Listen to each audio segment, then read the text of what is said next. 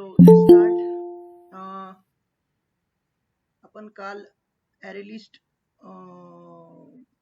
implementation किंवा array list internal details आपण understand केल्या पूर्ण. आणि आज आपण linked list class जो आहे आपला collection framework मधला array list एक class आणि दुसरा linked list class.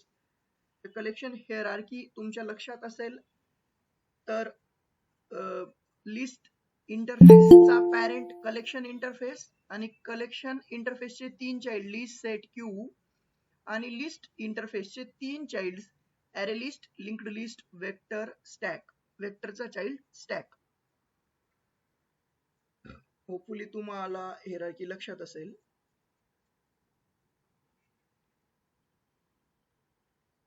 जो लेट लोग आते हैं ना प्लीज यार ना माझं ते रेकॉर्डिंग चालू होऊन जातं स्क्रीन शेअर होते परत तुम्हाला इन करावं लागतं. तुम्ही तेवढी काळजी घेऊ शकता ना. म्हणजे 7:50चा टाइम आहे तुम्ही जवळपास 8 वाजून 5-7 मिनिटाला येतात. ऍटलीस्ट 5 मिनिटं वगैरे ठीक आहे इकडे तिकडे एवढं लेट का करतात. मी कधी कधी माझं लक्ष नसतं मग मी इनच करत नाही मध्ये राहून जातं मग ते तिकडे. ठीक आहे तेवढं काळजी घेणं गरजेचं आहे तुम्ही बरं का. म्हणजे इतकंही केअरलेस नसावं असं. ठीक आहे चलो. तो collection interface collection चे तीन childs. Collection is the collection of objects.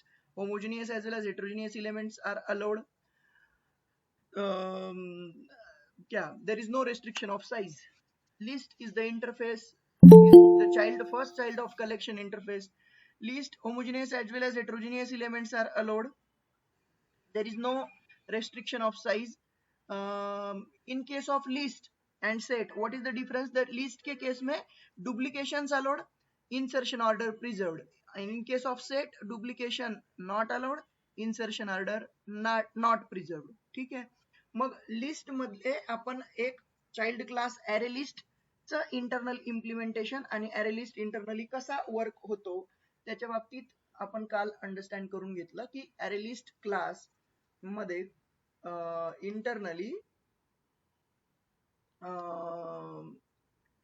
ग्रोवेबल और रिसाइजेबल ॲरे वापरला जातो. आणि मग आपण तेही समजून घेतलं की ग्रोवेबल रिसाइजेबल ॲरे नावाचा ॲरे असा काही डेटा स्ट्रक्चर अवेलेबल नाहीये. तर एक्झिस्टिंग साईज एक 10च्या साईजचा ॲरे बनवला जातो डिफॉल्ट कन्स्ट्रक्टर जर दिलं तर. आणि 10च्या साईजचा तो पुन्हा भरल्यानंतर नवीन मोठा ॲरे बनतो. त्याच्यातनं पहिल्या 10 साईजच्या ॲरे मधले सगळे 10 एलिमेंट्स कॉपी होतील आणि तो रेफरन्स अपडेट होईल आणि हा पहिला array eligible for garbage collection होईल. हे सगळं आपण काल डिस्कस केलेलं आहे. ज्याने कोणी कालचं सेशन अटेंड केलं नसेल, बऱ्याच लोकांना गरबाचे टाइम चालू आहेत तर गरबाचे तिकडे जाण्यामुळे इकडे वेळ भेटत नाही सेशन अटेंड करायला. तर त्या लोकांनी जे आपले रेकॉर्डेड सेशन युट्यूबला आहे ते बघून घ्या. मग तुम्हाला लिंक लागेल मी जे कालचं डिस्कशन बोलतोय तर. आणि जे म्हणजे एखादं सेशन अटेंड केलं नाही किंवा काही कारणाने अटेंड झालं नाही तुमच्याकडनं तर प्लीज पहिले तर रेकॉर्डेड सेशन पाहून घ्या. ते ऍक्च्युली त्यासाठीच खरं तर टाकलेलं आहे. नाहीतर तुम्ही अचानक उठून आलात तर अंडरस्टँडिंगला गडबड होऊ शकते. इकडे मे बी मग कळणार नाही नेक्स्ट डेच्या सेशनचं काय चाललंय ते. ठीक आहे ओके. तर आजचं डिस्कशन आहे आपलं लिंक्ड लिस्ट इंटरनल इम्प्लिमेंटेशन्स और what exactly difference between array list and linked list is.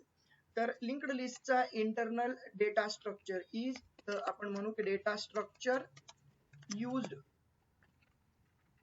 In linked list class. Linked list class मध्ये इंटरनल डेटा स्ट्रक्चर कोणता आहे? In linked list class is linked list data structure. Linked list data structure वापरलाय. Linked list data structure म्हणजे त्या data स्ट्रक्चरचंही नाव आणि क्लासचंही नाव exactly सेमच आहे. Linked list क्लासला नाव खरं तर त्या डेटा स्ट्रक्चर क्लासवर डेटा स्ट्रक्चर जे इंटरनल वापरलंय ते लिंक्ड लिस्ट वापरलंय म्हणून इकडे क्लासला पण नाव लिंक्ड लिस्ट दिलेलं आहे. ठीक आहे. तसंच जर तुम्ही म्हणाल ॲरे लिस्टच्या बाबतीत तर ॲरे लिस्ट क्लासला पण ॲरे लिस्ट असं नाव दिलंय इंटरनल डेटा स्ट्रक्चर ॲरे वापरलेला आहे म्हणून. तर मग इथे लिंक्ड लिस्ट हा जो माझा क्लास आहे त्याचं internal implementation linked list data structure वरनं असल्यामुळे आपल्याला linked list data structure exactly कसा वर्क करतो ते समजून घ्यावं लागेल. तर लिंक्ड लिस्ट डेटा स्ट्रक्चर मध्ये असं असतं की इलेमेंट्स काही कॉन्टिग्युअस मेमरीला किंवा असं बाजूबाजूला इलेमेंट स्टोअर नसतात. लिंक्ड लिस्ट मध्ये कुठलाही तुम्हाला एक डेटा टाकायचा असेल तर लिंक्ड लिस्टचं असं असतं की मेमरी मध्ये कुठेतरी असा एक नोड बनवला जातो, त्याला नोड म्हटलं जातं. एक unit of linked list storage is node. Data ॲरेच्या बाबतीत तो काय असतो, प्रत्येक इंडेक्सला एक एक व्हॅल्यू आपण स्टोअर करतो कॉन्टिग्युअस मेमरीला किंवा कॉन्टिजिओस मेमरीला, जवळ जवळ जवळ जवळ. तसं लिंक्ड लिस्टचं नसतं. कन्सिडर करा की हे पूर्ण पेज व्हाईट जे दिसतंय हे तुमची मेमरी आहे, तर कुठेतरी मेमरीमध्ये हा एक नोड बनवला जातो आणि त्याला दोन पार्ट असतात. लिंक्ड लिस्टच्या नोड मध्ये दोन पार्ट असतात जनरली लिंक्ड लिस्ट अशी इनिशियल स्ट्रक्चर असतं. तर इथे जर पाहणार तुम्ही तर लिंक्ड लिस्ट मध्ये इथे डेटा पार्ट असतो. या नोड मध्ये इकडच्या भागात डेटा असतो, म्हणजे जी काही व्हॅल्यू तुम्हाला स्टोअर करायची आहे ती इथं स्टोअर होईल. ठीक आहे. अँड व्हॉट अबाउट दिस अर्धा पार्ट, दॅट अर्धा remaining part is the next part of that linked list. मग या नेक्स्ट नोड मध्ये काय असतं, या नोड मध्ये नेक्स्ट पार्ट मध्ये एक्झॅक्टली काय असतं, तर हा पहिल्या पार्ट मध्ये ऍक्च्युअल व्हॅल्यू असते जी आपण देतो स्टोअर करायला ती, आणि याच्यामध्ये असतो नेक्स्ट नोडचा ऍड्रेस, म्हणजे दुसरा पुढचा नोड कुठे स्टोअर केलाय त्याचा ऍड्रेस. म्हणजे उदाहरणार्थ मी पहिले व्हॅल्यू टाकली लिंक्ड लिस्ट मध्ये, या एक्झाम्पल मध्ये जर तुम्ही पाहिलं तर 40 मी पहिले व्हॅल्यू टाकली आहे, तर मेमरी नंतर टाकली आहे 90, बघून घ्या आत्ताच. पहिले टाकली 40, 90, 91. आपण समजा 40 टाकली तर माझा एक कुठेतरी नोड बनेल मेमरी मध्ये, त्याच्याकडे 40 ही व्हॅल्यू असेल आणि बघा त्याच्या डेटा पार्ट मध्ये ऑब्विसली काय असणार आहे, 40. ठीक आहे. Again collection is the collection of objects, म्हणजे इथे डायरेक्ट 40 स्टोअर नसणार आहे, तो 40 चा रेफरन्स असेल आणि 40 मेमरी मध्ये कुठेतरी रॅपर क्लासने ऑटोबॉक्सिंगने तो ऑब्जेक्ट बनवून तिथे ती व्हॅल्यू स्टोअर्ड असेल. अशा प्रकारे ते या पहिल्या नोडचं स्ट्रक्चर होईल. कळतंय? माय फर्स्ट नोड म्हणजे which node, the node of the linked list in which I am giving the first value 40. ठीक आहे. याच्या डेटा पार्ट मध्ये 40 असेल आणि नेक्स्ट पार्ट मध्ये काय असेल तर दुसरा जो कोणी नोड येईल त्याचा ऍड्रेस. पण आता फॉर दिस इन्स्टन्स या पहिल्या स्टेटमेंट कंप्लीट जेव्हा झालं, al.add वालं 40 वालं स्टेटमेंट कंप्लीट झालं, त्या मोमेंटला इथे पुढचा इलेमेंट नाहीये, तर इथे काय असेल तर नल असेल, नल. त्याच्याकडे ऍड्रेस असेल नल, की no next element is there. मग जेव्हा हे नल झाल्यानंतर पुन्हा पुढचा नोड येईल त्यावेळेला मात्र हे नल हटेल आणि इथं मेमरी मध्ये कुठेतरी माझा एक नोड तयार होईल. कुठल्याही ऍड्रेसला असू शकतो, ऍट एनी ऍड्रेस असू शकतो. मग इथे माझा डेटा पार्ट असेल, डेटा पार्ट मध्ये आता आपण 90 दिलाय तर तो 90 स्टोअर होईल. ऑब्विसली 90 डायरेक्ट स्टोअर होणार नाही, तो 90 कुठेतरी मेमरी मध्ये त्याला जिथे जागा मिळेल दुसरीकडे तिकडे तो स्टोअर होईल. रॅपर क्लास त्याचा ऑब्जेक्ट बनवेल, ऑटोबॉक्सिंग होईल. ते ऑटोबॉक्सिंगची कन्सेप्ट आपण काल डिस्कस केलेली आहे. ठीक आहे. ऑटोबॉक्सिंग होऊन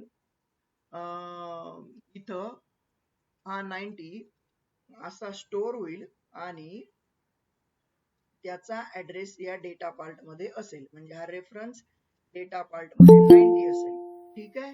आणि नेक्स्ट पार्ट मध्ये आता याच्याकडे फिलहाल नल असेल असं समजूया, आतापर्यंत असं समजूया फक्त. इथे आता हे इकडे नल असाइंड असेल फॉर नाऊ, आणि याच्याकडे या 40 वाल्या नोडच्या नेक्स्ट पार्ट मध्ये या पुढच्याचा ऍड्रेस असेल. म्हणजे उदाहरणार्थ ही अशी लिंक जनरेट झालेली असेल. कळतंय तुम्हाला? क्लिअर होतंय? समजा ही अशी लिंक जनरेट झालेली असेल, पुढचा नोड येईल त्याला कुठेतरी मेमरी मध्ये जागा मिळेल, त्याच्या डेटा पार्ट मध्ये तो ऍक्च्युअल व्हॅल्यू असेल आणि याच्या नेक्स्ट पार्ट मध्ये मग त्या पुढचाचा ऍड्रेस येईल. समजा तो पुढचा नोड इथे कुठेतरी मेमरी मध्ये तयार झाला समजा. कळतंय? असं ते स्ट्रक्चर चालणार. This is the concept of linked list. म्हणजे एक लक्षात घ्या, जर तुम्हाला कितीही एलिमेंट्स टाकायचे असतील, उदाहरणार्थ तुम्हाला 1000 एलिमेंट्स लिंक्ड लिस्ट मध्ये टाकायचे असतील, you don't need to store 1000 elements साठी ऑलरेडी मेमरी रिझर्व करण्याची गरज तुम्हाला नाही. you don't need to reserve the memory in my primary memory. So what will you do? As and when the data for each node will come up, that size of node will be calculated and that amount of memory will be found in the primary memory. And wherever we find that size of that memory of size whatever a node needs, एका नोडला लागणारी जेवढी memory आहे तेवढी मला तिथे कुठेतरी भेटते का रॅम मध्ये, ती शोधली जाईल. त्या लोकेशनला माझा नवीन नोड बनवला जाईल आणि माझा जो एक्झिस्टिंग नोड लास्ट होता त्याला या नेक्स्ट नोडचा त्याच्या नेक्स्ट पार्ट मध्ये या नवीन नोडचा ऍड्रेस दिला जाईल आणि हा नवीन नोड कडे माझा आता डेटा पार्ट असेल आणि त्याच्या पुढच्या याच्यामध्ये सध्या आता काही नसेल. असा प्रकार झाला. This is the concept of linked list. Means you don't need to reserve the memory in prior. Understand होत आहे? तुम्हाला ऑलरेडी मेमरी रिझर्व करून ठेवायची गरज नाही. मग काय करायचंय, तुम्ही नोड येऊ द्या, नोड जसा येत जाईल तसा मेमरी मध्ये त्याला मेमरी अलोकेट होईल आणि हे रेफरन्सेस अपडेट होत जातील. येत आहे का लक्षात? कोणाला कन्सेप्ट जड जाते लिंक्ड लिस्टची असं झालं का? अंडरस्टूड झालंय तुम्हाला? ओके. चलो आता तुम्हाला लिंक्ड लिस्टची कन्सेप्ट लक्षात आली असेल तर याच्यावरनं तुम्हाला एक लक्षात येतंय की ते सगळे काही एकाच लोकेशनला बाजूबाजूला स्टोअर्ड नाहीयेत. राईट? एवढं कळतंय तुम्हाला? मग याच्या पुढचा मुद्दा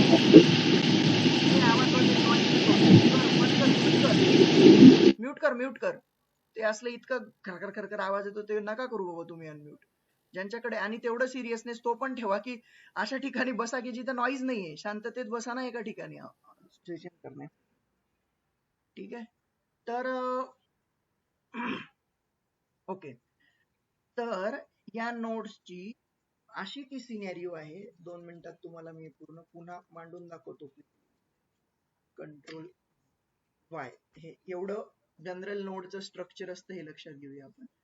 कुठेही मेमरी मध्ये इथे हा एक नोड बनला, दुसरा नोड तुमचा इथे कुठेतरी बनला, तिसरा नोड या मेमरी या लोकेशनला बनला. फक्त त्यांच्या लिंक्स वरनं ते असतात. म्हणजे पहिल्या नोडला फक्त काय माहिती असतो? पुढच्या नोडचा ऍड्रेस. त्याच्या पुढच्याचा मला माहित नाही तो कुठे आहे स्टोअर. कळतंय का? मग उदाहरणार्थ मला जर असं म्हणण्यात आलं की find me the element of index 1000 इंडेक्सला असलेल्या इलेमेंट मध्ये किंवा नोड मध्ये काय व्हॅल्यू आहे ती व्हॅल्यू मला आणून दे, असं जर म्हटलं तर 1000व्या इलेमेंटला जाण्यासाठी इनिशियली काय असतो, जो स्टार्टिंगचा नोड असतो ना त्याचा एका आपल्याकडे एक पॉइंटर, एक काय म्हणतो, एक व्हेरिएबल असतो खरं तर, किंवा त्याला आपण म्हणू शकू की एक असा कर्सर असतो काइंड ऑफ, जो त्या पहिल्या नोडला पॉइंट करत असतो. दॅट इज माय हेड आणि टेल. म्हणजे कसं असतं या लिंक्ड लिस्ट मध्ये, हेड म्हणजे माय फर्स्ट नोड अँड टेल म्हणजे माय लास्ट नोड. हेड नोड म्हणजे माझा पहिला नोड, हेड नोड, आणि टेल नोड. त्याला आपणच कोड करतोय. तर आपण जर लिंक्ड लिस्टचा कोड इम्प्लिमेंट करायचं म्हटलं तर हेडला मी फर्स्ट पण म्हणू शकतो आणि टेलला मी लास्ट पण म्हणू शकतो. It is up to me. मला फक्त कन्सेप्ट लक्षात अशी घ्यायची की पहिला जो नोड आहे त्याला पकडून ठेवणारा जो कोणीतरी आहे तो हेड, आणि लास्टचा जो आहे त्याला पकडून ठेवणारा जो कोणी आहे त्याला म्हणणार मी लास्ट. याला आणखी हेड किंवा टेल, फर्स्ट किंवा लास्ट, याला डेटा स्ट्रक्चर्सच्या टर्मिनॉलॉजीज मध्ये आणखी एक वर्ड आहे, याला म्हणण्यात येतं front and rear. Front and rear अशा दोन प्रकारे, अशा प्रकारे त्याला नाव देण्यात येतात. मग मी माझ्याकडे काय करायचंय, मी हेड नोडला जाऊन विचारायचंय, भाऊ कुठे आहे माझा 1000 वा इलेमेंट? तर हेड म्हणतो येडा आहे का, माझ्याकडे फक्त फर्स्ट नोड आहे, मला माहित नाही 1000 वा इलेमेंट कुठे आहे किंवा 100वा इलेमेंट कुठे आहे, मला काहीच माहित नाही. I just know the first node. मग आपण फर्स्ट नोड कडे गेलो आणि त्याला म्हटलं भावड्या कुठे आहे 1000 वा इलेमेंट? तो म्हणतो दादूस मला फक्त सेकंड माहिती आहे, आय डोंट नो नेक्स्ट त्याच्या पुढे काय आहे. एखाद वेळेस असंही असू शकतं की त्याच्या पुढेच खाली आहे म्हणे, काही नाही पुढे, दोनच नोड आहेत लिंक्ड लिस्ट मध्ये, असं पण असू शकतं. पण ते फर्स्टला माहित नसतं. पहिल्या नोडला फक्त नेक्स्ट नोडचा ऍड्रेस माहिती असतो. नेक्स्ट नोड कडे गेलं की तो म्हणतो मला फक्त माझा नेक्स्ट माहिती आहे. त्याच्या पुढे गेल्यानंतर तो प्रत्येक काय म्हणतो, मला फक्त माझा नेक्स्ट माहिती आहे. म्हणजे तुम्हाला जर कधी 1000व्या नोडला जायचं असेल तर तुम्हाला पहिले 999 नोड्सला भेटून यावं लागेल, गळा भेट घेऊन, चला मग येतो पुढे, असं करत जावं लागेल. मग शेवटी तुम्ही 1000व्या नोडला जाऊ. किंवा असंही होऊ शकतं, तुम्ही मस्त 850 नोड फिरून आले आणि मग कळलं आता इथून पुढे नोडच नाहीये म्हणे. मग तुम्हाला कळेल की 1000 एलिमेंट्सच नाहीयेत माझ्या लिंक्ड लिस्ट मध्ये. पण हे माहिती करण्यासाठी मला काय करावं लागलं, 850 किंवा काय जेवढे असतील त्या लिंक्ड लिस्ट मध्ये तेवढ्या नोड्सला व्हिजिट करून मग यावं लागलं. मग कळलं की देर इज नो 1000 एलिमेंट्स, तर 1000 एलिमेंट मिळण्याचा प्रश्नच येत नाही. असं लक्षात येतंय तुमच्या काय गडबड होऊ शकते? याला असं म्हणण्यात येतं, मराठीत एक म्हण आहे छान, सरकारी काम कुठलंही करायचं असलं की आपल्याला सरकारी कामाच्या ठिकाणी असं टोलवा टोलवी केलं जातं. ह्या टेबलवर गेलं की त्या तिकडच्या टेबलला, ते त्या साहेबांना भेटा, तो तिथल्या माणसाला भेटा, तो हजर नसेल तर या उद्या. ठीक आहे, अशा प्रकारे जे टोलवा टोलवी केलं जातं याला म्हटलं जातं चिलम तंबाखू त्या घरकू म्हणे. ठीक आहे, म्हणजे चिलम तंबाखू मागितली बाबा कोणाकडे, दे बाबा मला थोडासा एक हुक्का मारू दे, तर पूर्वी काळापासून येते चालत आलेली म्हण आहे, म्हणून ती तशी आहे की कोणी जर चिलम तंबाखू मागितली तर त्याला सांगण्यात येतं, अरे माझ्याकडे नाही, माझी संपली, घे त्या दुसऱ्याकडे, असं. तर चिलम तंबाखू त्या घरकू म्हणजे टोलवा टोलवी प्रकार म्हणता येईल आपल्याला त्याला. म्हणजे इथं आपण 1000 एलिमेंट विचारतोय आणि हा नोड मला काय सांगतो, अरे मला पुढचं काहीच माहित नाही रे बाबा, फक्त माझ्या पुढचा मला माहितीये, त्याच्या पुढे काय ते नाही मला माहिती. असं करत करत मला समजा असे 1000 एलिमेंट्सला व्हिजिट करण्यासाठी, 1000 एलिमेंट्सला व्हिजिट करण्यासाठी असे फक्त याच्याकडनं याच्याकडे असं फिरून फिरून फिरून फिरून आलो आणि लक्षात आलं की 1000 एलिमेंट याच्या बाजूलाच होता म्हणे इथे मेमरी मध्ये. तो त्याच्या बाजूला जरी स्टोअर्ड असेल तरी त्याला माहित नाही पहिल्या नोडला की कुठे 1000 एलिमेंट. त्याला फक्त या नेक्स्टचाच ऍड्रेस आहे त्याच्याकडे, कळतंय का? त्याच्या नेक्स्टचाच ऍड्रेस त्याच्याकडे आहे. It don't know which location the 1000th or 100th or whatever third element पण कुठे स्टोअर्ड आहे ते त्याला माहित नसतं. येतंय का लक्षात? मग याच्यामुळे गडबड काय होऊ शकते बघा. तर याच्यात जर तुम्ही म्हणाल तर ऍरेचा आणि याचा जर डिफरन्स चेक केला, ऍरेचा आणि याचा जर डिफरन्स चेक केला तर ऍरे मध्ये सगळे एलिमेंट्स असे बाजूबाजूला कॉन्जिक्युटिव्ह मेमरीला किंवा कॉन्टिजियस मेमरीला स्टोर्ड असल्यामुळे असे हा 0th इंडेक्स, 1 इंडेक्स, 2 इंडेक्स, ही समजा 999 इंडेक्स असे टोटल माझा 1000 चा ऍरे असेल तर ठीक आहे, मला तर पहिलेच कळून जातं की माझ्याकडे जर मला म्हटलं की बाबा तुला 1001 वा एलिमेंट शोधून दे, तर इनिशियलीच हे कळून जाईल की माझ्याकडे 1001 त्या ऍरेची लेंथच नाहीये. मी कसं काय तुम्हाला 1001 वा एलिमेंट देऊ? असं ऍरेची लेंथच 1000 आहे, मी फक्त तुम्हाला 999 इंडेक्सच्या एलिमेंट पर्यंत घेऊन जाऊ शकतो, 0 to 999. म्हणजे इतकं सगळं फिरून येऊन मग ते लिंक्ड लिस्ट मध्ये कळतं, ते ऍरे मध्ये मात्र क्विकली इथल्या इथे कळून जातं. That is the benefit with array. Next दुसरा आणखी काय बेनिफिट आहे, जर तुम्हाला म्हटलं की ऍरे मध्ये आयथ इंडेक्सचा एलिमेंट शोध, कळतंय का? आयथ इंडेक्सचा एलिमेंट तुम्ही शोधून द्या, असं जर ऍरे मध्ये म्हटलं, get me the element at index I, तर त्याच्यासाठी सिंपल फॉर्म्युला आहे बघा. Get me the element at index I जर आपल्याला म्हटलं, त्या ऍरे सिम्पली काय करतं बघा, असं करतं. अरे काय करतं, इंडेक्स आय चा एलिमेंट शोधून पाहिजे ना. ओके म्हटलं, मी एका मिनिटात देतो तुम्हाला मेमरी मध्ये 4 वेळा जायचीच गरज नाही. प्रोसेसर जितका फास्ट, काल परवा बघा आपण डेटा स्ट्रक्चर रिलेटेड थोडस बोलत होतो, तेव्हा मी हे पण सांगितलं होतं की जमेल तितके मेमरी विजिट्स कमी झाले पाहिजेत, कारण माझा प्रोसेसर खूप फास्ट असतो आणि मेमरी कंपॅरेटिव्हली स्लो असतो. जेव्हा मेमरी विजिट्स होतील तेव्हा मेमरी स्लो असल्यामुळे प्रोसेसिंग स्पीड डाऊन होईल. म्हणजे आपण डेटा स्ट्रक्चर्स वापरून हे मेक शुअर करतो की my number of visits to memory are optimal. खूप कमीत कमी मेमरी विजिट्स मध्ये माझं काम झालं पाहिजे. हे आपल्याला एक्सपेक्टेड असतं. तर बघा, जर कधी आपल्याला म्हटलं ith इंडेक्सचा इलेमेंट शोधून दे, तर इथे असं केलं जातं फर्स्टचा ऍड्रेस. ठीक आहे, किंवा एकदम simple address of index I इंडेक्सचा ऍड्रेस मला शोधायचा आहे, तर मी पहिले फर्स्ट म्हणणार. फर्स्ट कुठे आहे? फर्स्ट म्हणजे ऍरे मधला हा 0th इलेमेंटचा समजा हा ऍड्रेस काहीतरी 200 आहे, तर तो मला माझा झाला फर्स्टचा ऍड्रेस. कळत आहे का? ठीक आहे.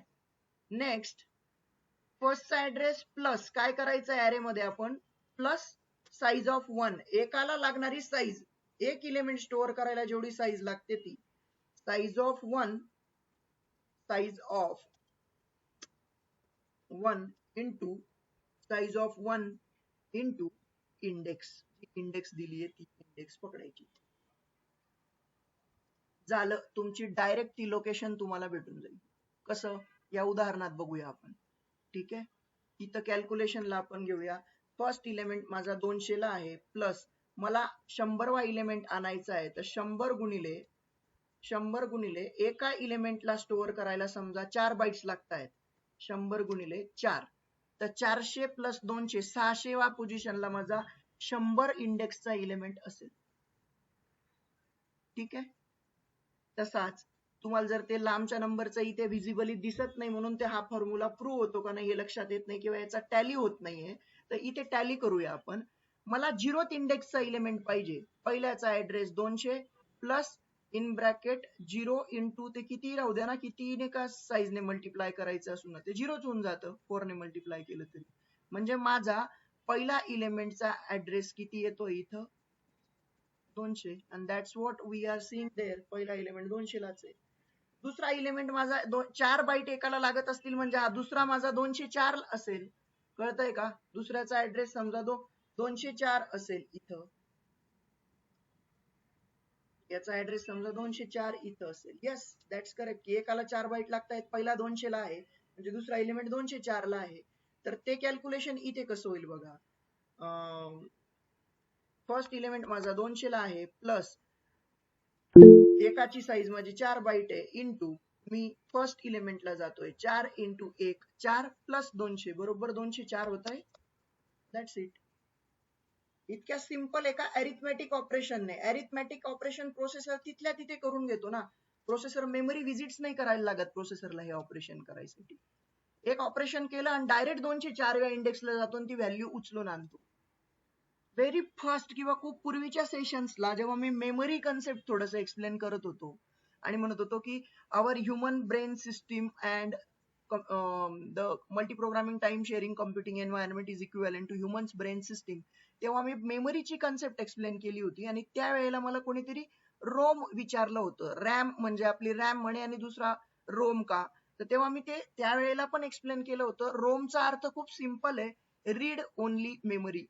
म्हणजे कुठली तुम्ही सीडी ड्राईव्ह, डीव्हीडी ड्राईव्ह किंवा पेन ड्राईव्ह घेऊन आलात, त्याच्यामध्ये तुम्ही काही चेंजेस करू शकत नाही. जे आहे तेच कंटेंट फक्त तुम्ही त्या कंटेंटला वापरू शकतात. That is nothing but read only memory. ठीक आहे. आणि मग मी तेव्हा रॅम पण म्हटलं होतं, the primary memory is the RAM. आणि तिला रॅम का म्हणण्यात येतं, because it can be accessed randomly. म्हणजे कसं, तर पुन्हा ती कन्सेप्ट आता इथे सांगतो थोडीशी रॅमची, आणि मग तुम्हाला गोष्टी क्लिअर होऊन जाईल. मी असं म्हणतो ना, आपली RAM is organised in the form of 2D array. आपला एक छोटासा मी तो इंग्लिश मध्ये बनवलाय छोटासा व्हिडिओ 3 मिनिटाचा, की व्हॉट इज ऍड्रेस. तर त्या ऍड्रेस काय असतो या कन्सेप्ट एक्सप्लेन करताना मी तर ऑलरेडी ते एक्सप्लेन पण केलं युट्यूब वर, ते बघा. म्हणजे ऑफलाईन आपल्या या सेशन्स मध्ये ऑलरेडी एक्सप्लेन झालं होतं, पण ज्यांनी ते अटेंड केलं नसेल त्यांनी तो व्हिडिओ बघा युट्यूबचा.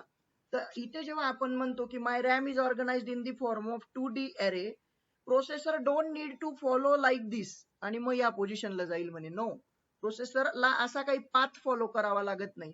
तो डायरेक्ट त्याला पाहिजे इथे जायचंय तर इथे त्या पोझिशनला जाऊन व्हॅल्यू उचलून आणेल. त्याला इथला व्हॅल्यू रीड करायची तर इथे जाऊन डायरेक्ट व्हॅल्यू रीड करू शकतो. म्हणजे तो रॅन्डमली कुठे पण त्या मेमरीला ऍक्सेस करू शकतो. That is why it's named as random access memory. कळतंय का? तिला रॅम म्हणण्याचं कारणच हे की processor accesses that memory randomly. कुठल्याही लोकेशनला डायरेक्ट व्हॅल्यू उचलू शकतो प्रोसेसर प्रायमरी मेमरी मध्ये. And that's why it is a random access memory, म्हणून ते नाव आहे रॅम. ठीक आहे.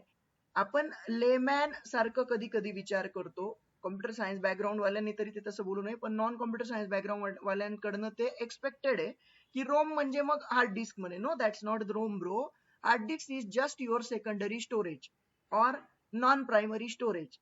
पण ती हार्ड डिस्क वरचा डेटा तुम्ही चेंज करत असतात, उडवतात, नवीन डेटा टाकतात. It's not a ROM, it's a read write memory येते. रीड पण करता येते आणि तिच्यावर तुम्हाला चेंजेस पण करता येतात, स्टोरेज पण करता येतं. Read write memory. And ROM is just read only, जिथे फक्त आपण व्हॅल्यू रीड करू शकतो. म्हणजे पूर्वी डीव्हीडी ड्राईव्ह आणि सीडी ड्राईव्ह ते वापरल्या जायच्या. फक्त सीडी डिस्क आणि डीव्हीडी डिस्क आणली तर त्या डिस्क मध्ये काही मूवीज आहेत, तर त्या मूवीज आपल्याला काही त्या उडवून नवीन मूवीज टाकता यायच्या नाही, तर त्या रीड ओनली मेमरी फॉर्मॅट मध्ये असायच्या. Read only format. ठीक आहे. तर रॅमला रॅम का म्हटलं जातं? Because my processor can access my RAM randomly at any location. ठीक आहे. म्हणजे प्रोसेसरला ऍड्रेस मिळाला की त्या ऍड्रेसला 204 ऍड्रेस मिळाला म्हणजे तो सरळ सरळ इंडेक्स 1 साठीचा एलिमेंट सरळ सरळ 204 ला जाऊन उचलून आणणार. हे आहे फॉर इंडेक्स 0. हे इथलं सॉरी, हे आहे पहिलं कॅल्क्युलेशन आपलं फॉर इंडेक्स 100 साठीचं त्याला कॅल्क्युलेशन मिळालं 600, म्हणजे तो सरळ सरळ 600 लोकेशनला जाईल आणि त्या फॉर इंडेक्स 0 साठी तो 200व्या लोकेशनला जाईल. आणि वरच्या बाबतीत आपण जे म्हटलो फॉर इंडेक्स 100, तो सरळ सरळ 600 या बाईट नंबरला जाईल, कारण पहिला एलिमेंट 200 ला होता. म्हणजे पुढचं कॅल्क्युलेशन या फॉर्म्युल्याने केल्यानंतर तो 600 या मेमरीच्या लोकेशनला त्या बाईटला जाईल आणि तिथून डेटा सरळ उचलून आणणार. तसंच इथे खाली गेल्यानंतर आपला जो हा इंडेक्स 1 च्या बाबतीत आपण कॅल्क्युलेशन केलं फॉर इंडेक्स 1, तर तो सरळ 204 व्या लोकेशनला जाईल आणि तिथून सरळ व्हॅल्यू उचलून आणेल. That's it. म्हणजे प्रोसेसरला फक्त एक छोटंसं अरिथमॅटिक कॅल्क्युलेशन करायचं आहे आणि सरळ एकदाच मेमरीला ऍक्सेस करायची आणि व्हॅल्यू उचलून आणायची आहे. म्हणजे एकदाच मेमरी व्हिजिट प्रोसेसरला करावं लागेल to access some element of an array. पण in case of linked list प्रोसेसरला असं त्या इंडेक्सचा ऍड्रेस कळतच नसतो की 9000 200 वा एलिमेंट 100 वा एलिमेंट कुठे स्टोर्ड आहे त्याला माहितच नसतं. त्याला फक्त पहिल्या नोडचा ऍड्रेस माहिती असतो, तो बी हेड फर्स्ट किंवा फ्रंट जो पॉइंटर असतो, हेड फर्स्ट किंवा फ्रंट जो व्हेरिएबल डिक्लेअर केलेला असतो त्या पहिल्या एलिमेंटला पॉइंट करत असतो. त्याला जाऊन विचारलं जातं की भाऊ पहिला कुठे आहे ते सांगा. आता मग पहिल्याला जाऊन विचारलं जातं भाऊ तुला काय माहितीये? तो म्हणतो मला फक्त माझा पुढचा म्हणजे दुसराच नोड माहितीये. दुसऱ्याला जाऊन तो म्हणतो मला तिसरा माहितीये. तिसरा म्हणतो मला चौथा कुठे आहे ते माहितीये, म्हणजे ऍड्रेस माहितीये फक्त. चौथ्याकडे गेला की तो म्हणतो माझा नेक्स्टचाच ऍड्रेस माझ्याकडे फक्त आहे, माझ्याकडे 1000 चा ऍड्रेस नाहीये. म्हणजे 1000 व्या एलिमेंटला पोहोचण्यासाठी मला 999 वेळा मेमरी व्हिजिट्स करावे लागतील, 999 मेमरी लोकेशन्सला पोहोचावं लागेल. म्हणजे तुमच्या याच्यावरनं लक्षात आलं असेल की बाबा जरी अरे एकाच जवळ स्टोअर केल्यामुळे मोठी मेमरी रिझर्व्ह करायला लागते, पण अरेचं काम ऍक्सेस करताना सोपं आहे. पण लिंक्ड लिस्टचं काम ऍक्सेस करताना बरंच अवघड आणि कॉस्टली ऑपरेशन होतं. कॉस्टली म्हणजे काय? आपल्यासाठी कॉस्टली काय आहे किंवा कॉस्ट कशाच्या बेसिसवर आपण कॅल्क्युलेट करणार? तर we will calculate the cost of some operation on the basis of time required to process that particular task. प्रोसेसरला ते टाइम एक्झिक्यूट प्रोसेस किंवा ती काम एक्झिक्यूट करण्यासाठी जो प्रोसेसिंग टाइम लागेल त्या प्रोसेसरच्या टाइम मधनं आपण कॅल्क्युलेट केलं तर हे छोटंसं अरिथमॅटिक ऑपरेशन करून एकदाच मेमरी व्हिजिट करून डायरेक्ट व्हॅल्यू उचलून आणणं प्रोसेसरला सोपं आहे, कम्पेअर्ड टू एक एक नोडला व्हिजिट करत मग त्या रिक्वायर्ड नोड पर्यंत पोहोचणं प्रोसेसरला बऱ्यापैकी अवघड आणि काय म्हणतो आपण टाइम कन्झ्युमिंग टास्क आहे. Because memory is slower compared to the processor speed. Understood आहे का दीपाली?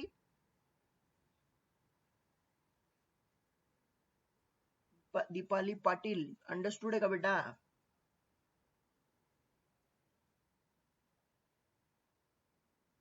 आहे का दीपाली सेशन मध्ये? आता जॉईन तर झाली होती. कोमलनी आहे का मॅडम? सर लेफ्ट केलं त्यांनी आता अच्छा थोड्या वेळापूर्वी. ओके ओके चलेगा कोई बात नहीं. ऋत्विक बदाने, ऋत्विक कळतंय का भाऊ तुला? हो सर. Okay okay. अजून कोणाला?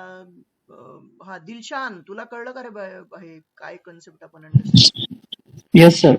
हा तो चलो. म्हणजे आता तुम्हाला असा प्रश्न पडू शकतो ना यार की सर मग हे फास्ट काम तर ऍक्सेस वालं आरे मध्ये आहे ना, मग आरेच जास्त आरेच वापरावा ना सर, लिंक्ड लिस्ट कशाला बनवत बसले हे? तर खर तर जास्त अरेचाच यूज होतो, पण लिंक्ड लिस्ट बनवण्याचेही काही फायदे आहेत आणि लिंक्ड लिस्टचेही अरेच्या वर काही फायदे असल्यामुळे काही केसेसमध्ये लिंक्ड लिस्ट वापरली जाते. आणि ते फायदे काय आहेत ते आपण आता इथून पुढे समजून घेऊ. हे सगळं रेकॉर्डिंग मध्ये अवेलेबल असेल, त्याच्यामुळे मी हेच पेज इरेज करतो आणि पुढचा टॉपिक डिस्कशनला घेतो. ठीक आहे? किंवा इथल्या इथेच न्यू फाईल बनवतो without saving this. Don't save. ठीक आहे? तर आता घ्या लिंक्ड लिस्टचा काय बेनिफिट आहे बघा.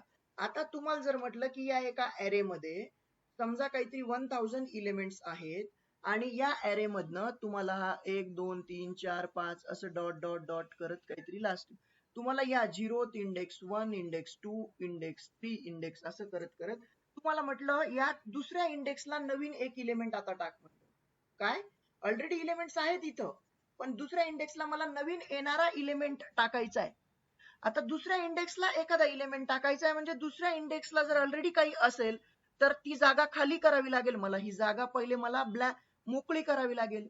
And to vacate this space we need to shift the elements. म्हणजे माझा 1000 अरेचा इलिमेंट अरेचा हा 1000 इलिमेंटचा अरे मध्ये जर माझे 800 इलिमेंट असतील तर मला हे शिफ्टिंग करावं लागेल पुढे. प्रत्येक इलिमेंट जो आहे त्याच्यापेक्षा पुढच्या पोझिशनला टाकावं लागेल. म्हणजे लास्टचा इलिमेंट एक पोझिशन पुढे, मग त्याच्या मागचा त्याच्या जागेवर, त्याचा मागचा त्याच्या जागेवर, असं करत करत करत करत ते तुमचं इथं 2 पर्यंत येईल. म्हणजे हा इथला इलिमेंट इथे जाईल, इथला इथे, इथला इथे, इथला इथे, इथला इथे, पुढे असं शिफ्ट करत करत आपण हा 3 नंबरचा 4 नंबरला आणि 2 नंबरचा 3 नंबरला आणून आता 2 नंबर या इंडेक्सची जागा आपल्यासाठी वॅकेट झाली. इथे मी नवीन इलिमेंट टाकू शकतो. म्हणजे to insert some element in the beginning or in the middle somewhere, you need to shift all other elements which are located ahead of that particular index. त्या इंडेक्सच्या पुढचे सगळे जे एलिमेंट्स असतील ते सगळे तुम्हाला पुढे शिफ्ट करायला लागतील. राईट शिफ्ट, राईट साइडला हे शिफ्टिंग करावं लागेल. कळतंय का? and that's where it will consume your time. Same thing जर तुम्हाला म्हटलं की बाबा हे तुम्ही डिलीट करा, इंडेक्स 1 चा इलिमेंट हा डिलीट करून टाका. आता हा डिलीट करा म्हणजे हा 1 इंडेक्स खाली नाही ना ठेवता येत, because elements are stored at continuous memory in array. Array मध्ये सगळे इलिमेंट जोडून जोडून जवळ जवळ जवळ जवळ स्टोर्ड असतात.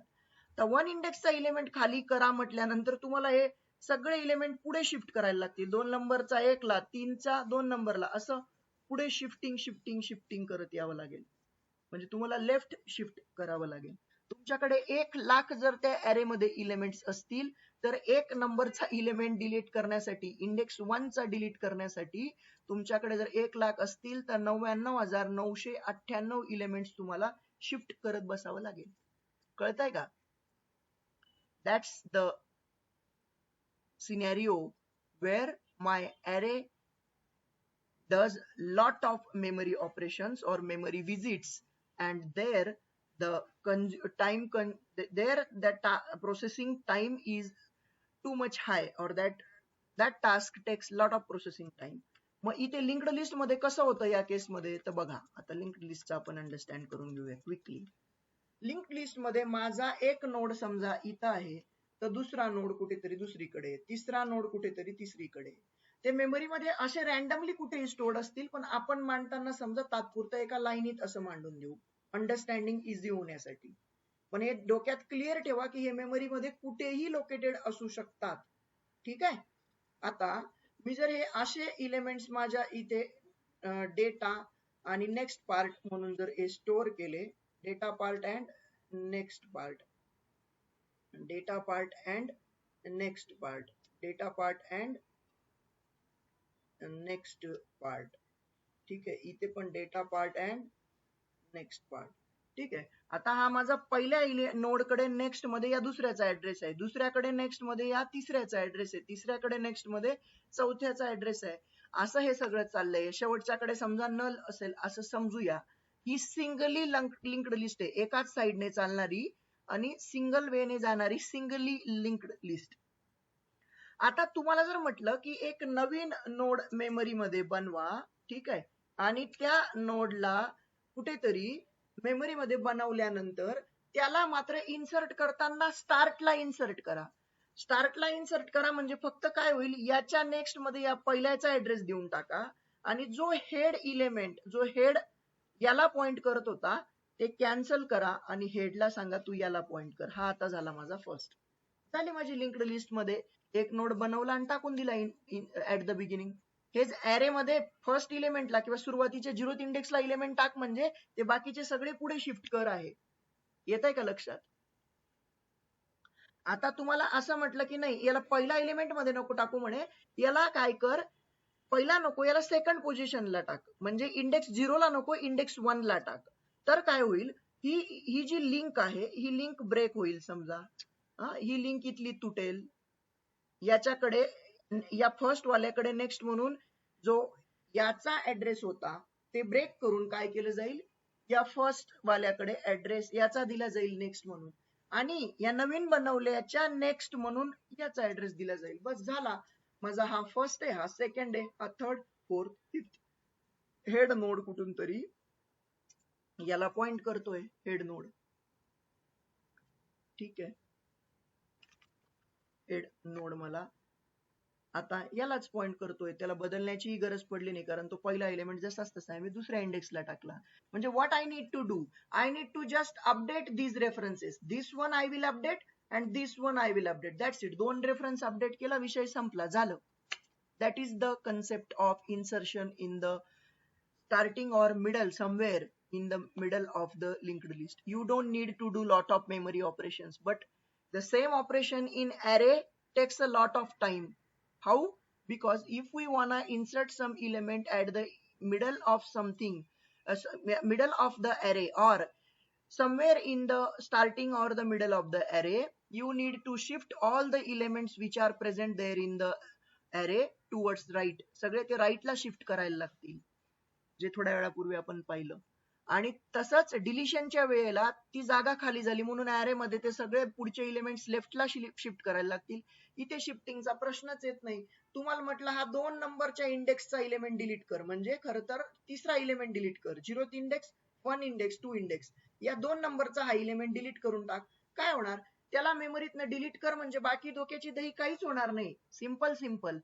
याला सिंपल याचा रेफरन्स कोणाला ठेवायचा नाही. म्हणजे काय होईल, याच्याकडे आता जी लास्ट रेफरन्स मी दिला होता हा, याला म्हणणार की तू इकडे पॉइंट कर, बस झालं. याला आता कोणीच पॉइंट करत नाही, तो कोणालाही पॉइंट करू द्या, त्याला कोणी पॉइंट करत नाही म्हणून तो आता इलिजिबल फॉर गार्बेज कलेक्शन आहे. कळतंय का? हेड नोड माझा जिथे होता तिथेच राहील, त्याचा काहीच संबंध नाही बिचारायचा. तो पहिल्यालाच धरून बसण्याचं काम करतो हेड नोड फक्त. कळतंय का तुम्हाला? म्हणजे हे याचा काहीच संबंध उरलाच नाही या पहिल्या याला ज्या उडवला त्याला, बस त्याचा आता काहीच उरला नाही. तो इलिजिबल आहे, आता गार्बेज कलेक्टेड होऊन जाईल. तो मेमरी मधनं C++ मध्ये कोड असेल तर तो डिलीट होईल मेमरीत. म्हणजे you don't need to do lot of memory operations, you just need to update a reference, बस संपला विषय. And you have deleted that node from your linked list. तुमची लिंक्ड लिस्ट आता अशी झाली, हा पहिला एलिमेंट, हा दुसरा, समजा हा पहिला, हा दुसरा, आणि इथून पुढे हा तिसरा आणि हा चौथा झाला. अशा 1000 एलिमेंट राहू द्या पुढे, लाखो एलिमेंट राहू द्या पुढे, काही फरक पडत नाही. लाखो नोड्स राहू द्या पुढे. You don't need to shift or you don't need to do anything with other next elements. You just will update the next part and data part of the node which you are going to insert, or you just need to update the reference of previous node. त्याच्या पूर्वीचा जो node आहे त्याच्या next मध्ये आहे, या नोडच्या पूर्वीचा हा नोड होता, याच्या नेक्स्ट पार्ट मध्ये या ज्याला मला डिलीट करायचा आहे त्याचा नेक्स्टचा ऍड्रेस फक्त इथे देऊन दिला आणि झालं, हाऊ गेला माझ्या मेमरी म्हणजे लिंक्ड लिस्ट मधनं बाहेर पडला. Clear? Understood?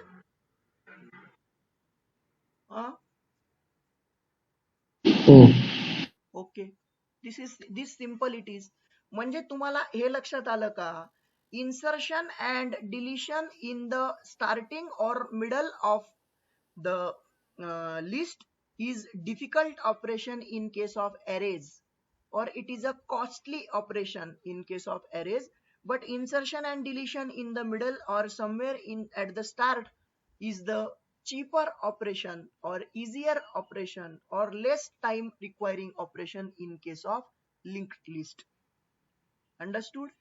Same way other way जर आपण पाहिला, meaning other operation जे आपण पाहिलं, index based accessing the element on the basis of index is easy operation in case of arrays, or in turn in case of array lists, but it is very difficult in case of linked list data structure, and that's why in linked list class itself, linked list class पण internally linked list data structureच वापरतोय, म्हणून ते access वालं काम linked list मध्ये difficult आहे. Understood झालंय तुम्हाला इथपर्यंत? शिप्रा कळलं का हे? Yes sir, yes. म्हणजे याचा अर्थ असा होतो, if your frequent operation is insertion and deletion in the middle, then you should go for linked list. But if your frequent operation is access or indexed based access, then you should go for array list. That is the concept and that is the difference between linked list and array list. आता खरं जर तुम्ही specifically पाहिलं, ही concept understand होण्यासाठी मी फक्त singly linked list तुम्हाला सांगितली की सिंगली लिंक्ड लिस्ट कशी असते वगैरे. जर कधी याच कन्सेप्टला थोडं आणखी एलॅबोरेट करायचं म्हटलं तर समजा मी हे असे 4-5 नोड्स आहेत माझ्याकडे, आणि जर म्हटलं की या 4-5 नोड्सच्या बाबतीत बाबा मला डबली लिंक्ड लिस्ट कशी असते, तर डबली लिंक्ड लिस्ट कडे काय असतो, डेटा पार्ट असतो, प्रिव्हियसचा ऍड्रेस पार्ट असतो आणि नेक्स्टचा ऍड्रेस पार्ट असतो. Data previous next. ठीक आहे. सी डेटा पार्ट मध्ये समजा हा प्रिव्हियस पार्ट आहे, हा नेक्स्ट पार्ट आहे. इथं डेटा पार्ट मध्ये हा प्रिव्हियस हा next part, data part previous आणि नेक्स्ट पार्ट, अशा प्रकारे ते रेफरन्सेस असतात. ठीक आहे. म्हणजे each node of your linked list has 3 parts.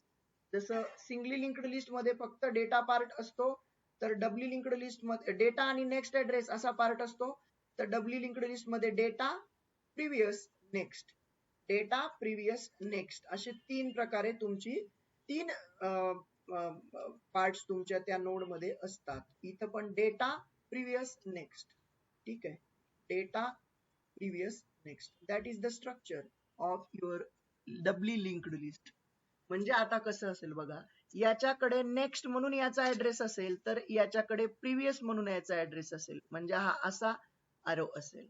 याच्याकडे नेक्स्ट म्हणून याचा ऍड्रेस असेल, तर याच्याकडे प्रिव्हियस म्हणून याचा address. This is doubly linked list. ठीक आहे.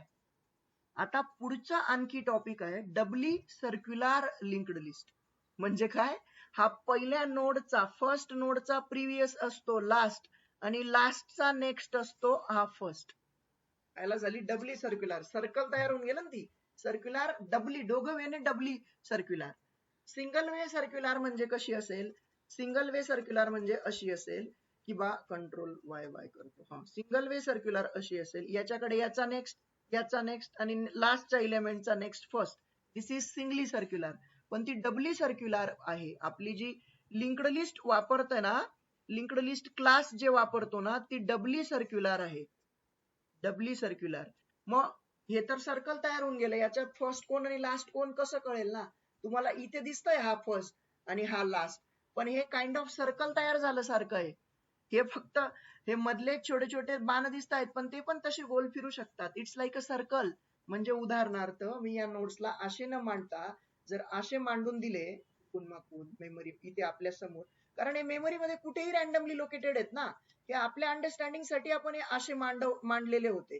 समजा मी असं मांडून दिलं आणि तुम्हाला म्हटलं याचा हा नेक्स्ट आहे, याचा हा नेक्स्ट आहे, याचा हा नेक्स्ट आहे, याचा हा प्रिव्हियस आहे, याचा हा प्रिव्हियस आहे आणि याचा हा प्रिव्हियस आहे. सांगा आता फर्स्ट कोणता आणि लास्ट कोणता? नाही कळत, कन्फ्युजन आहे.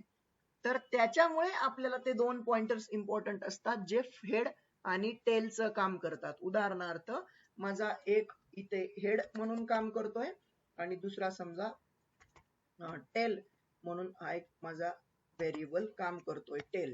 टेल ज्याला पॉइंट करत असेल दॅट इज माय लास्ट आणि हेड ज्याला पॉइंट करत असेल that is my first. Tail याला पॉइंट करतोय म्हणजे इट इज लास्ट आणि हेड याला पॉइंट करतोय म्हणून इट इज माय फर्स्ट. असे कितीही एलिमेंट्स असतील सर्क्युलर लिंक्ड लिस्ट मध्ये. So what is internal data structure of linked list is, तर इथे precisely exact answer is doubly circular linked list is the internal data structure of linked list class. The linked list class in Java or linked list class from the collection framework of Java uses doubly circular linked list data structure internally to implement the linked list class. ठीक आहे. तुम्ही म्हणाल अच्छा मग मास्तर या हे linked लिस्टचा कोड लिहायचं आपल्याला असलं तर लिहता येईल ना भावानो. तेच तर खरी खूबी आहे. कलेक्शन फ्रेमवर्क्स, सिंटॅक्सेस, प्रोग्रामिंग लँग्वेजचे हे शिकून घेणं नॉट अ बिग डील. हे शिकून घेतल्यानंतर डेटा स्ट्रक्चर्स अल्गोरिदम फाडू, अंडरस्टँडिंग करून त्यांना इम्प्लिमेंट करून ते data structures and algorithms actually एखाद्या प्रोग्रामिंगच्या प्रॉब्लेम मध्ये, एखाद्या रिअल टाइम सिनॅरिओच्या किंवा कुठल्याही प्रॉब्लेम मध्ये कॉम्प्लेक्सिटी कमी करण्यासाठी आणि इझी वेने सोल्युशन्स काढण्यासाठी डेटा स्ट्रक्चर्सने अल्गोरिदम्सचा वापर करणे, याला खरं तुमच्या कम्प्युटिंग स्किल्सचं महत्व, याला खरं तुमचे कम्प्युटिंग स्किल्स लागतील आणि तिथं तुमची वेगळी आयडेंटिटी तयार होऊ शकते. पण त्याच्यासाठी day in day out efforts घ्यायला लागतात. Not a big deal that is also. Instead of lot of people do CDAC, instead of doing CDAC फक्त ऑपरेटिंग सिस्टीम्स जबरदस्त शिकून घ्या. ऑपरेटिंग सिस्टीम्स नंतर प्रोग्रामिंग लँग्वेजेस कुठली तरी एक फाडू करा. एक प्रोग्रामिंग लँग्वेज तुम्ही खतरनाक फाडू करून घेतली तर दुसरी शिकायला काहीच अवघड नसते. सिंटॅक्स फक्त चेंज होतात. म्हणजे इट्स लाईक तुम्ही व्हॉट्सअप वापरतात तर टेलिग्राम पण वापरू शकतात. Not a big deal. कुठलंही इतर चॅट ऑपरेशन पण तुम्ही, कुठलंही इतर चॅट ऍप्लिकेशन तुम्ही इझिली वापरू शकतात. That's how the programming language is. एक वापरता जमली दुसरी जमते, काय अडचण नाही. हा थोडासा डिफरन्स होतो. जावा जमली तर पायथॉन नथिंग वाटते, पण पायथॉन जमते मग जावा शिकायला घेतली तर थोडी अवघड वाटू शकते. त्यानंतर तुम्हाला जर जावा जमलं तर .NET फ्रेमवर्क किंवा .NET MVC C# वगैरे तुम्हाला नथिंग वाटायला लागतं, ASP.NET वगैरे. ठीक आहे. तसंच तुम्ही जर जावा शिकून असलात आणि तुम्ही जर C++ शिकायला गेलात थोडं डिफिकल्ट जातं. म्हणून जनरली लोक म्हणतात की पहिले C++ शिका मग जावा शिका.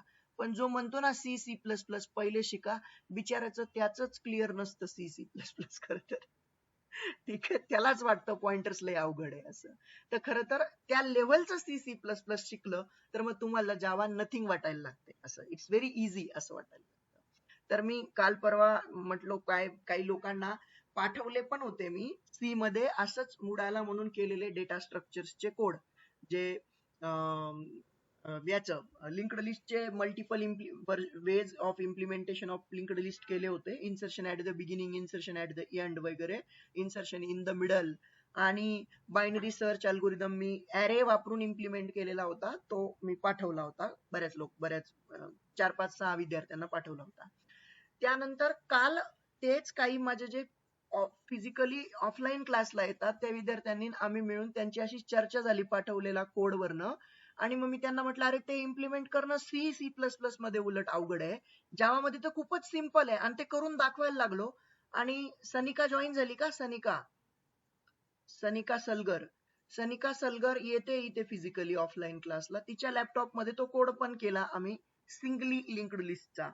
आज सनिका आली नाही, ती आजारी होती असा मेसेज आला तिचा, म्हणून मे बी तिने ऑनलाईन सेशन पण जॉईन केलं नसेल जर खरंच आजारी असेल तर. पण ऑनलाईन ऑफलाईन सेशनला काही इतर विद्यार्थी पण येतात, ते आलेले होते.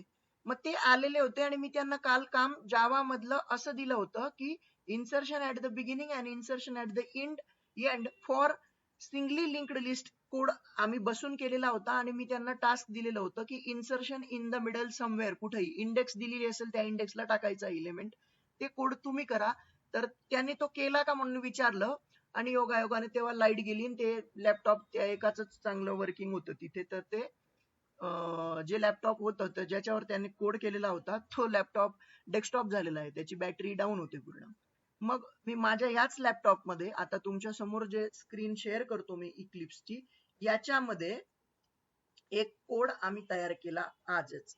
पण मग काल आम्ही सिंगली लिंक्ड लिस्ट ऑलरेडी केलं होतं, मग परत डबली लिंक्ड लिस्ट कशाला करायचं, म्हणून परत सिंगली लिंक्ड लिस्टच कशाला करायचं म्हणून डबली घेतली. आणि डबली घेता घेताच मी त्यांना म्हटलं डबलीच काय, मग आपण डबली सर्क्युलर करून बघू. कारण आपला लिंक्ड लिस्ट जो क्लास आहे तो internally doubly circular linked list data स्ट्रक्चरच यूज करतो ना. मग या क्लासला आम्ही लिंक्ड लिस्ट डीएस नाव दिलं, लिंक्ड लिस्ट डेटा स्ट्रक्चर्स या हिशोबाने. कारण जावा डॉट युटिल पॅकेज मध्ये ऑलरेडी लिंक्ड लिस्ट नावाचा क्लास आहे आणि जम्बलिंग होऊ नये, अंडरस्टँडिंग मध्ये गडबड होऊ नये म्हणून याला लिंक्ड लिस्ट डीएस नाव दिलं. आणि एक प्रोजेक्टच आम्ही तो बनवला, म्हणजे इथे डेटा स्ट्रक्चर्स नावाचा हा प्रोजेक्ट तुम्हाला दिसत असेल तर. आणि याच्यात हा क्लास बनवून हा क्लास पूर्णपणे डबली सर्क्युलर लिंक्ड लिस्टचं काम करतो परफेक्टली. हा रनिंग कोड आहे, आम्ही ट्राय केलेला आहे, इनपुट्स वगैरे सगळे दिलेले आहेत. पण पुन्हा याही कोड मध्ये मी आज तेच केलं की मी त्यांना इन्सर्शन ऍट द बिगिनिंग आणि इन्सर्शन ऍट द एंड चा कोड समजवला. आणि इन्सर्शन ऍट द मिडल साठी यम ऑप्शन दिलं होतं आम्ही युजरला. Do you want to add node at the beginning, enter yes, at end enter E, और ऍट मिड तर एंटर कॅपिटल एम असं ऑप्शन होतं. आणि कॅपिटल एम जर युजरने एंटर केला तर या केसला ते येणार होतं स्विच केस मध्ये. आणि इथे आम्ही सरळ सरळ म्हणून दिले सिस्टीम डॉट आउट डॉट प्रिंटएलएन, अजून कोड केलेला नाही. म्हणजे हे विद्यार्थ्यांना दिलेलं होमवर्क आहे की त्यांनी स्वतः तो कोड करायचा आहे इन द मिडल इन्सर्शनचा डबली सर्क्युलर लिंक्ड लिस्ट मध्ये. And this code works for the doubly circular linked list. And if you will see याचा output, if you will run this, let us run this code, आपण run करू आणि डबली circular linked list याचं काम बघूया कसं work होतंय हे. तुम्हाला फक्त दाखवूच शकतो, तो कोड पूर्ण समजवायला गेलो तो डोक्याची दही होऊन जाईल तुमची इथल्या इथे, म्हणून फक्त आउटपुट बघूया. कोणाला लईच इच्छा झाली की सर द्या मी करतो प्रयत्न, तर मी हा कोड तुम्हाला शेअर करणार नाही, पण या कोडचे फोटोज पाठवेल फक्त. कारण कोड शेअर केला की तुम्ही उचलून कॉपी मारून द्याल आणि त्याचा काही उपयोग होणार नाही असं. ठीक आहे. Do you want add nodes to the linked list. पहिले तर मी डिस्प्ले करून दिली ब्लँक लिंक्ड लिस्ट आणि मग तिथे आम्ही डिस्प्ले मेथड मध्ये असं लॉजिक लिहिलेलं आहे की ब्लँक लिंक्ड लिस्ट असेल तर खाली है बे लिंक्ड लिस्ट तेरा, असं आम्ही आउटपुट देतो की लिंक्ड लिस्ट खाली आहे तेरा, क्या कर रहा है तू. मग आम्ही काय केलं, त्याच्यानंतर त्याला म्हटलं की खाली आहे लिंक्ड लिस्ट, तुला इन्सर्ट करायचं आहे का काही, तर एंटर करण्यासाठी त्याला ऑप्शन दिलेलं आहे एंटर 1 फॉर यस और 0 फॉर नो. तुम्हाला ऍड करायचं आहे, हो म्हणायचं असेल तर 1 एंटर कर आणि नो म्हणायचं असेल तर 0 एंटर कर. मी म्हटलं 1, मला एंटर करायचा एलिमेंट. मग म्हटलं एंटर डेटा, मग मी आता काहीतरी दिला त्याला डेटा. तर तो म्हणतो द लिस्ट इज, आणि त्याने प्रिंट केलं ते ERR काहीतरी तू दिलं बाबा, ते एलिमेंट आम्ही ऍड केलाय. पुन्हा म्हणतो do you want to continue adding in linked list, पुन्हा तुम्हाला ऍड करायचं आहे का. मी म्हटलं हो 1. तर तो पुन्हा विचारतो खरंच ऍड करायचं आहे का, do you want to add nodes in linked list, enter 1 for yes और 0 फॉर नो. मी म्हटलं येस, खरंच ऍड करायचं आहे, ओके म्हटला. आणि मग तो म्हणतो आता दे मला डेटा. मग मी डेटा दिला त्याला समजा असा काहीतरी, आणि त्याने तो डेटा घेतला आणि तो पुन्हा विचारतो अजून ऍड करायचं आहे का. मग मी त्याला हो म्हटलो. तर मी पहिले 0 एंटर केलं होतं. अच्छा, हे जे 6895 UEL दिलं ना, हे दिल्यानंतर त्याने मला आणखी एक प्रश्न विचारला खरं तर, do you want to add at the beginning, enter yes, and at the end enter E, or in the mid enter M. मी 1 टाकलं. 1 टाकलं म्हटल्यानंतर तो म्हटला हे 1 वाला ऑप्शन नाहीये आपल्याकडे, तू एंटर अनएक्सपेक्टेड चॉईस केली आहेस असं म्हटलं. मग मी म्हटलं ओके. मग पुन्हा काय, तर तो म्हणतो डोंट वरी, पुन्हा कंटिन्यू करू शकतो तू. Do you want to enter in nodes in linked list, मी 1 म्हटलं. तो पुन्हा कन्फर्म करतो, मी पुन्हा 1 म्हटलं. तो मला डेटा विचारतो, मग मी काहीतरी असं ASDF डेटा दिला. वेट, हा वरचाच डेटा देऊ जो इंटर झालेला नाही, 6895 UL वाला. हाच डेटा मी परत दिला की तो आपला इनपुट घेतो, do you want to add node at the beginning, end or the middle. मग मी म्हटलं ठीक आहे मला बिगिनिंगला ऍड कर, म्हणून मी एस म्हणतोय म्हणजे स्टार्ट साठी, स्टार्टच्या नोड म्हणून ऍड कर म्हणून मी एंटर यस केलं. ते एंटर केल्यानंतर त्याने माझा दिलेला 6895 UL ऍट बिगिनिंगला टाकला आणि जो माझा एक्झिस्टिंग ऑलरेडी होता तो त्याच्यानंतर टाकला आणि ती लिस्ट मला पुन्हा प्रिंट करून दिली. पुन्हा म्हणतो पुन्हा कंटिन्यू करायचं आहे का, मी पुन्हा 1 एंटर केला, तो पुन्हा कंटिन्यू करतो, पुन्हा कन्फर्म करतो आणि म्हणतो डेटा सांग. मी म्हटलं ओकेज, असा एक नेक्स्ट पार्ट, नेक्स्ट डेटा टाकतोय. त्याच्यानंतर तो म्हणतो बिगिनिंगला टाकायचंय, एंडला टाकायचं का मिडलला. मी म्हटलं आता एंडला टाक. पहिला एकदा मी बिगिनिंगला टाकून पाहिलं, एंडला टाकलं की तो माझा ओकेज जो टाकलाय तो आता त्या लिस्ट मध्ये लास्टला टाकतो, ती लिस्ट प्रिंट करून दाखवतो आणि पुन्हा म्हणतो do you want to continue adding. मी म्हटलं यस कंटिन्यू कर, आणखी टाकतो एलिमेंट्स. मग तो पुन्हा कन्फर्म करतो, मी हो म्हटलं की त्याच्यानंतर मी आणखी काहीतरी आता त्याला POIUY असं काहीतरी टाकून दिलं. त्याने ते घेतलं आणि तो म्हणतो बिगिनिंगला टाकायचंय, एंडला टाकायचंय का मिडला. मी म्हणतो मिडला टाक. मिडचा कोड केलेला नाहीये आपण या प्रोग्राम मध्ये बघा, पण मी मिडचं ऑप्शन चूज केलं आणि तो काय म्हणतो बघा, तो म्हणतो अजून कोड केलेला नाही म्हणतो बघा, इथं अजून कोड केलेला नाही, मिडलला टाकायचा. मग मी म्हटलं अच्छा मग काय, तर म्हणे तुझी जी एक्झिस्टिंग लिस्ट आहे ही घे. मग तो पुन्हा विचारतो पुन्हा कंटिन्यू करायचंय का. मी म्हटलं हो करा कंटिन्यू. अजून एकदा विचारतो, मी कंटिन्यू म्हटलो आणि मी म्हटलो POIUY जो टाकला होता तोच घे. मी मिडला म्हटलो होतो ना, आता मिडला तुझ्याकडे जागा नाहीये ना, किंवा मिड साठीचा कोड तू केलेला नाहीये, तर मग तू आता समज स्टार्टला टाकून दे म्हटलो त्याला. तर त्याने ते मला स्टार्टला टाकून दिले. स्टार्ट साठी यस मी इनपुट दिला आणि त्याने मला ते स्टार्टला टाकून दिलं. असं तो मला कंटिन्यू विचारत राहणार जोपर्यंत मी म्हणतो की नको बाबा आता बस झालं. मग मी म्हटलं आता बस झालं, घे माझा नो साठी मी टाकलं do you want to continue adding nodes in linked list. मी म्हटलो नो. तो म्हणतो इट्स ओके, नो तर नो, थँक्यू, संपलं काम. अशा प्रकारे हा लिंक्ड लिस्टचा डबली सर्क्युलरचा कोड केलेला आहे. जी लिंक्ड लिस्ट हा class internally linked list data structure जो वापरतो that is doubly circular linked list तो वापरतो, त्याचा हा पूर्ण कोड केलेला आहे. ठीक आहे. रेकॉर्ड